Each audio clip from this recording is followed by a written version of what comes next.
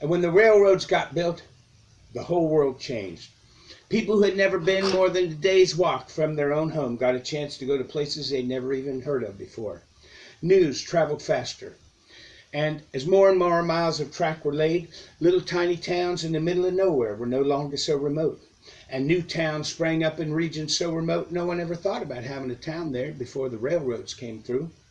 And the people in those tiny towns could have the same fancy goods that the city folks had because they could get a catalog from the Sears Roebuck Company out of Chicago and send off a letter saying anything you wanted, and they would deliver it right to the train station, and all you had to do was put it in your buggy. Well, it takes a lot of people to run a railroad: firemen, brakemen, switchmen, conductors, mechanics, baggage men, station masters, and of course engineers. And the engineers became the most admired, most romantic figures on the railroad. Why, these giant machines were technological marvels to people who'd never seen a machine more complicated than a plow. And they traveled at unbelievable speeds. Why, early passengers were astounded when trains exceeded 15 miles an hour. Alarmists expressed fears the human body could not withstand that much velocity. Men took out pencil and paper to write coherent sentences as they whizzed along, just to prove that the brain could function to speeds up 20 miles an hour. Now, it wasn't long before trains were going 40, 50 miles an hour. Now, that might not seem like much to sophisticated folks such as yourselves, but to the people of the days of horse and buggy, it's pretty darn fast. It was frightening and thrilling at the same time. And so the men who drove those giant machines became heroic figures. And little boys who had once dreamed about growing up to be a riverboat captain started dreaming about becoming engineers. And it wasn't long before certain engineers became immortalized in fame and in song. And that's how it got to be in fame, because it was in song. And the most famous of all is, of course, Casey Jones. And Casey Jones was a real man, and he became famous because of a train wreck he was involved in, and a song that was written about that train wreck.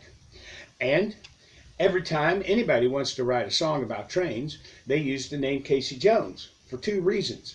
One, everybody knows Casey Jones means engineer, and two, it rhymes with stuff. If his name had been Xavier, he wouldn't have got in a song. It's a great name, but it doesn't rhyme with nothing. So, well, anyway, there are many songs about Casey Jones, and this here is one of them. And in most of the songs about Casey Jones dies, which is real depressing. So I thought today we'd do one in which he doesn't die, much less depressing. Here we go. All right, here we go.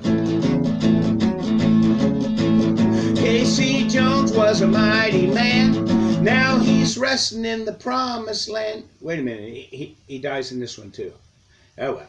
The only kind of music he could understand was an 8-wheel driver under his command. He made the freight train boogie all the time. Made the freight train boogie as he rolled down the line.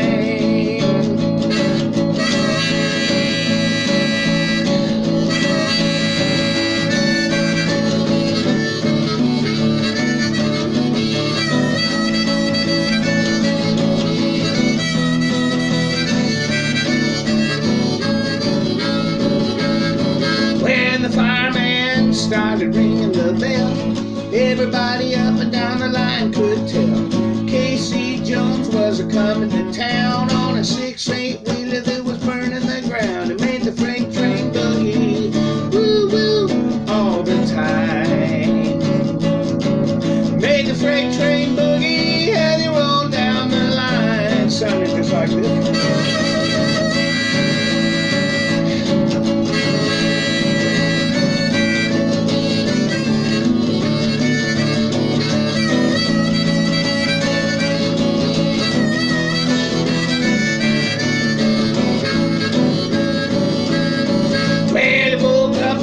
Up and down the line, Lord, how the man can make the wheel so wide. Told that fireman better hold the seat. I'm gonna make this rattler do the boogie beat.